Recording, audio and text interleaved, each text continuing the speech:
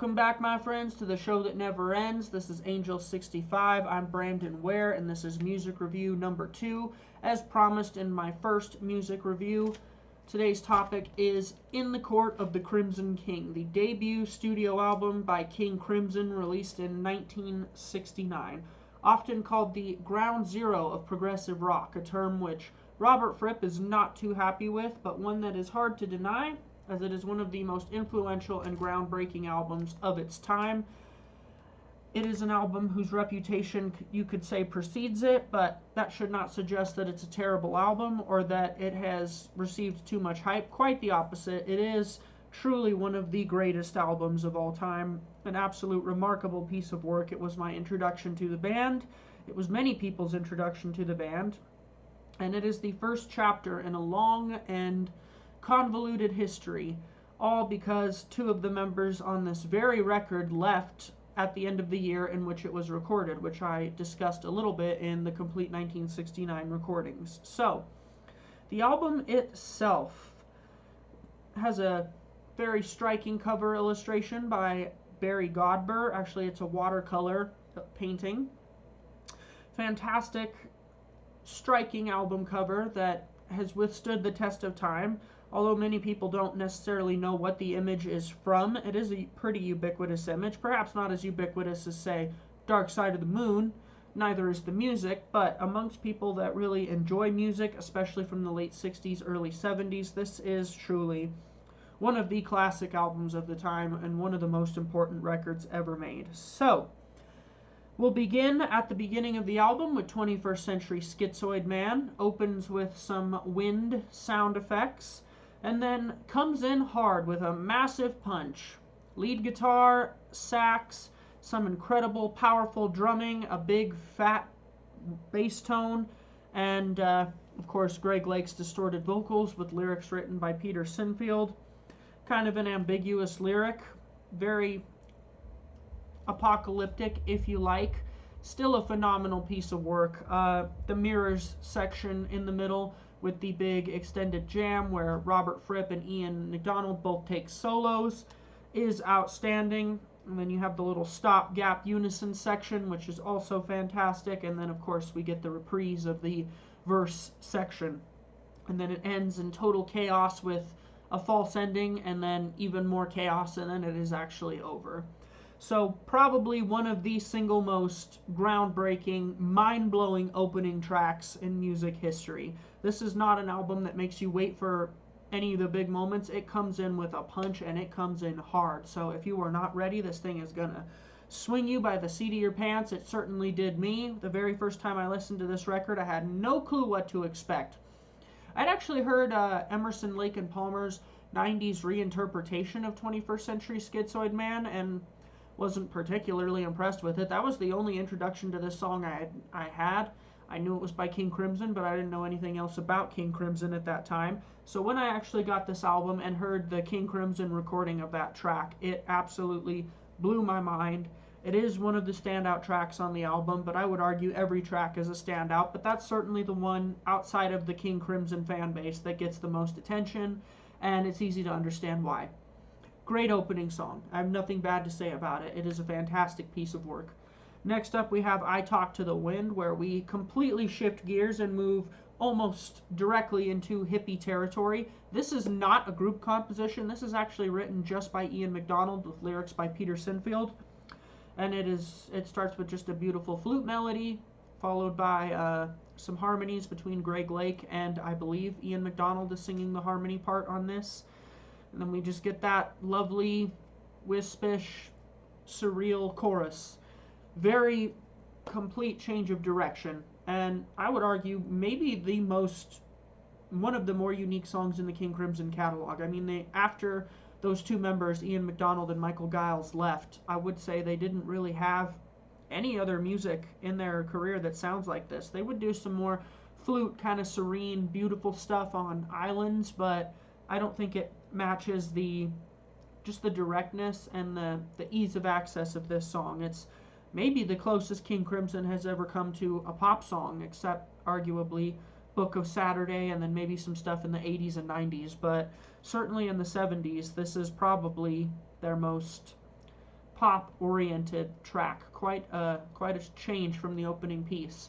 And then we get what many of the diehard King Crimson fans, myself included, consider the greatest piece on the album, which is Epitaph. And it is Greg Lake's vocal that absolutely takes it home. Ian McDonald has said that he thinks it's Greg Lake's greatest ever vocal performance, and that is saying a lot, because Greg Lake is a fantastic singer. I've always enjoyed his voice. I still remember when I first heard the very first Emerson, Lake and Palmer album, long before I even knew he was in King Crimson. And when his voice comes in on Take a Pebble, I just was blown away by it. Sort of John Lennon-ish in tone, but with more warmth and roundness to his voice than John Lennon has, although I definitely can hear Beatles influence in the way he sings, but he's got a phenomenal voice, and Epitaph is the crowning achievement of his vocal delivery, I believe, particularly when you get to the very end of the song and he just repeats the word crying. It's actually a very emotional moment. It's so powerful. This is probably the most lush song on the album, so we've got some guitar, we've got flute, bass, clarinet,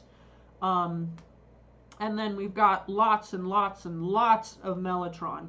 Some of the stuff I had mentioned in the 69 box set is interesting because you can hear just how different the track sounds without that lush mellotron. It's still a powerful number, but it just does not have the grand nature that this does. Super influential. Obviously, a lot of other progressive rock bands following King Crimson would be inclined to use the mellotron and explore the possibilities of that instrument. It's an instrument that is very outdated today. Nobody would dare touch one. I don't think so anyway.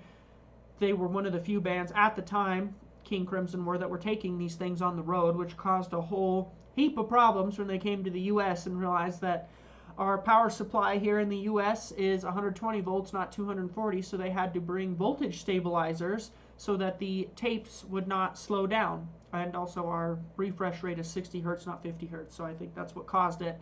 So they actually had to adapt their technology so that the instrument would stay in tune. Because for those that do not know, a mellotron is a keyboard instrument that contains pre-recorded tapes inside of it, and each key has a corresponding tape. When you press that key, it actually plays a recorded sample of a real instrument from an analog tape. So very unlike any instrument that has ever come before or after it. One of the first quote unquote samplers, even though that's not necessarily what its intention was. Definitely not intended to be a road instrument, but King Crimson is one of those bands that just push that limit right from the get-go. Fantastic, and it sounds amazing. I would argue, even though the mellotron is super dense and identifiable, to me, to my ears, admittedly I am an old soul, it is not a sound, at least in this context, that is dated at all. I still love this piece of music. I think it is grandiose and just ginormous. It has a sound unlike what a synth pad could do today, and even unlike what real strings could have done. I really, really appreciate this piece. I enjoy it. It is one of my favorite King Crimson songs. It is my favorite song on the album, and it is the highlight. Great way to end the first side. Very powerful piece. That's what bands did in those days. They made you want to flip to the second side by closing the first side with a piece that leaves you wanting more. And Epitaph definitely leaves you wanting more. So flip the record over. You have Moonchild, which many consider the album's weakest moment. I disagree. It's another track that I didn't necessarily get or like at first, but it's one I came to. So the beginning of the track is just a little 2-minute poetic thing. No bass. Greg Lake just sings a very basic vocal. Again, we have these very esoteric, surreal lyrics, which is kind of Pete Sinfield's thing in these days. Some would argue he took it too far, even on the first album. I think you could make that case if Greg Lake were not such a great singer and makes it so convincing. And it's simple enough to be somewhat relatable and mysterious and just evoke images in the mind. So that's the first 2 minutes of the song. And then the next 10 minutes after that is a three-way improvisation with Robert Fripp on guitar, Ian McDonald on vibes, and Michael Giles on his drum kit. And they are just creating a spontaneous improvisation out of thin air. And it doesn't really have any form or structure, but in my opinion, the cohesiveness of it is actually very fascinating. It doesn't necessarily have the power of some of the improvs that the band would later become known for. I mean, particularly the mid-70s band with John Wetton, David Cross, and Bill Bruford. But this is definitely the precursor to that. King Crimson is a band that has always thrived on improvisation, and they bring it to this album.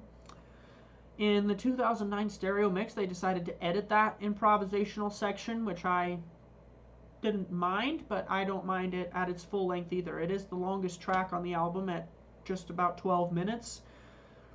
And if this is not something you've ever experienced before, then it is going to come as quite a shock and seem very bizarre, maybe a little bit noodly and unnatural to new ears. It certainly did to me. The very first time I heard this record, when I got to this track, I was very confused by it. I wasn't really sure what was going on. I was expecting to hear some kind of recurring theme, and of course that never really happens. There's ideas and motifs that the three soloists kind of play with and respond to each other dynamically, but there's no motif or theme or note melody idea that recurs. It just is 10 minutes of straight improvisation that goes through a variety of different forms and stays sort of in one mood for the bulk of it, and then towards the end it lightens up and becomes a little more happy sounding, for lack of a better word. So that leads us directly into the last track, the almost title track, The Court of the Crimson King, which again is another Sinfield and McDonald composition. The other three members are not credited on this, which is somewhat ironic when you think about it, given that Ian McDonald would leave the band, and eventually so would Pete Sinfield, and yet they retained the name King Crimson, and this is where that song, that name comes from. It comes from that song. And it's another one of those esoteric, surreal lyrics. Really, all of the lyrics on this album fall into that category, except arguably Schizoid Man, which is a lot more direct and still enigmatic, though. So, fantastic piece of closing material. Moves through different moments. You have two little segues. There's the return of the Fire Witch, and then the Dance of the Puppets. So you get, again, lots of mellotron, lots of keyboard overdubs.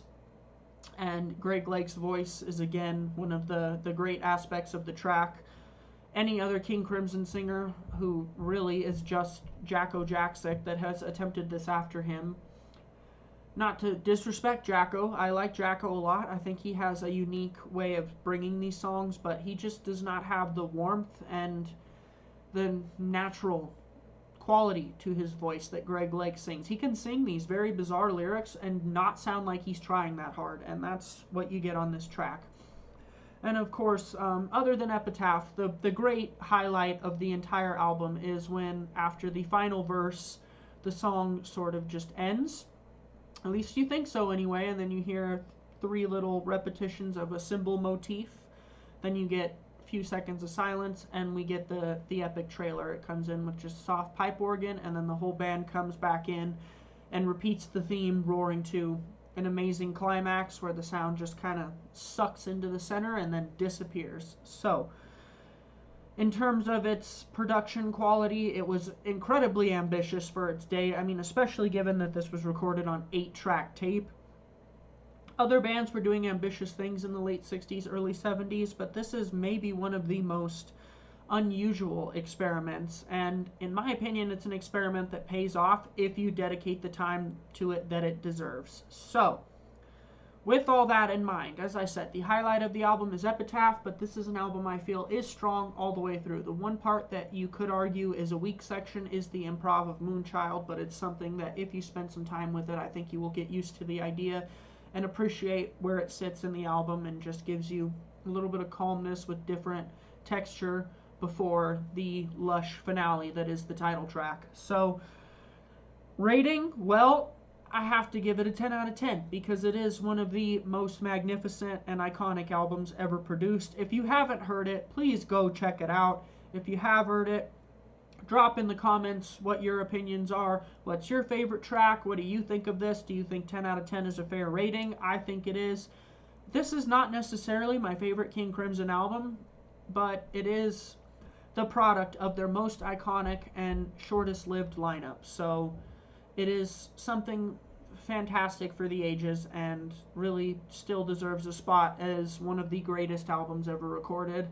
within the progressive rock community, it's certainly viewed that way. Within the wider world context, it's maybe not as well known, but it's still a classic album that deserves its stature among some of the great pieces of the period. So, In the Court of the Crimson King, debut album by King Crimson. Leave your comments, like, subscribe, etc. Talk to you later. Bye-bye.